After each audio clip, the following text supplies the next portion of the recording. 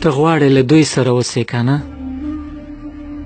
جنت خو پرېږده، که چیرې دوی د دوزخ دروازې هم ټکولې اوسي نو هلته ناست شیطان لغتو سره به دوی باسلی وي.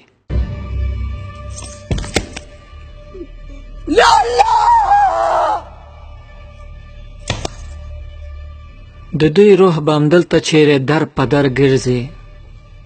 زه خو نشم لیدلی، شاید ته لیدلی شي ځکه ستا خپل دی. دا څوک ده؟ څه نومیږي ده؟ عبدل.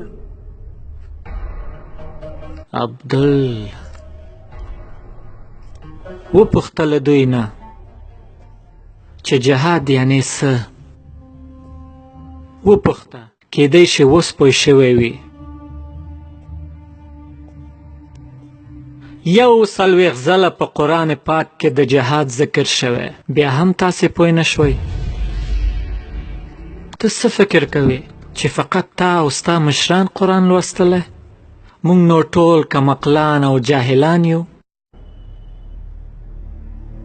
اصل جاهل ستا مغه مشران دي.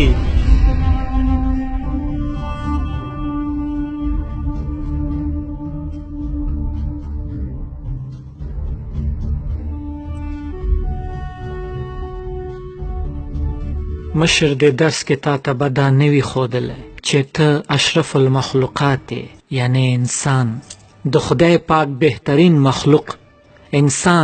انسان ته چې بعد د پیدا کولو نه خدای پاک د سجدې حکم ورکړو نور ټولو ته. پوهیږې؟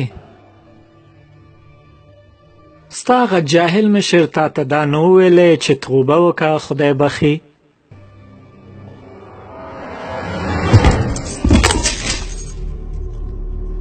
که چیرې تا واقعا پاک زړه سره خپل د ګناه توبه کړی و بیا هم جنت ستا و. ستا هغه جاهل مشر تا ته د قرآن دا حقیقت نه ویلی؟ څنګه یې ویلی و؟ که یې ویلی و نو په تا به یې دا وحشیانه عمل څنګه انجامولی و؟ هغه جاهل ویل چې اسلام په خطر کې ده، دین په خطر کې ده، او تا دومره بېګناه خلک وژل د نه سړي زو. هغه معصوم ماشومان او بېګناه خلکو نه ستا دین ته څه خطره وه؟ اسلام په انسانیت ولاړ دی، دومره ته نه پوهیږي ځکه چې ته جاهل یې. بعد له دغسې جهاد نه ته فکر کوې چې ستا روح به نوراني او پاک پاتې کېږي.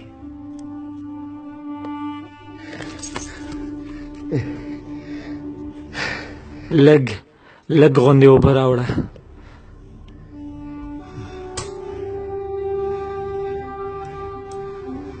د دوی قوارو ته وګوره، کرکه راځي، کرکه.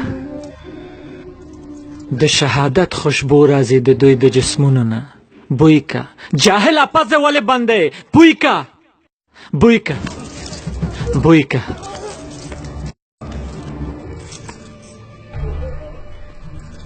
ها، بوی که، بوی که، بوی که. فرشتې به راځي د دوی مینځلو ته. ستاسې هغه جاهل مشران په تاسې بیخي منکر شو. 2 ګزه زمین هم دوی ته نصیب نشو. ټوله نړۍ لعنت وایي. دې ته قرباني او شهادت وایي. تاسو لار شه د باندې وګوره که شهادت ګورې. هغه غریبان چې غریبۍ ته راوتلي وو، هغه معصوم ماشومان او بېګناه خلک، ټوله نړۍ غم کې هغوی سره شریک دي. ټول ورته اوښکې تویوي. هغوی جنت ته ځي، نه جاهلان لکه تا.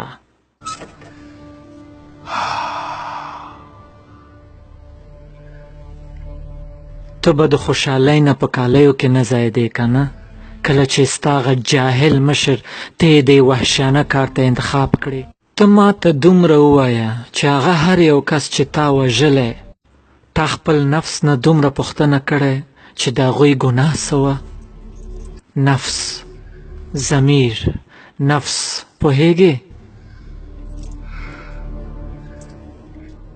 که ژوندی پاتې شوې غازي او که نه شهید، او د نس سړیزو ستا هغه جاهل رهبر ته هم ځان سره جاهل کړې چې خدای پاک د قیامت په ورځ د تاسو غوندې وحشیانو جزا اول تعینوي. دا زه نه، حضرت محمد مصطفی صلی الله علیه وسلم ویلی. د هغوی وعدې او نصیحتونه دي، ته خبر هم یې؟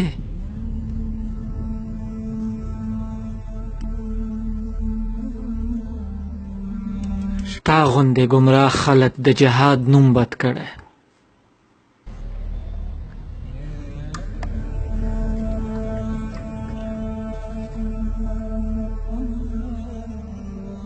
که جهاد غواړې نو اول جهاد خپل نفس، زړه او دماغ کې زیږېدلی هغه مرداري ورسره وکړه.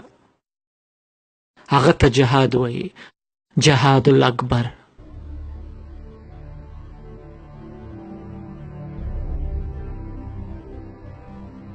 یو ځل که تا قرآن صحیح او یا صرف لوستلی و، بیا پوهېدې چې سالم ایمان یعنې څه. اول خو ته هیڅ مسلمان نه یې. اسلام ډېر معتبر شی دی، خو جاهلان لکه تا په دې نه پوهېږي.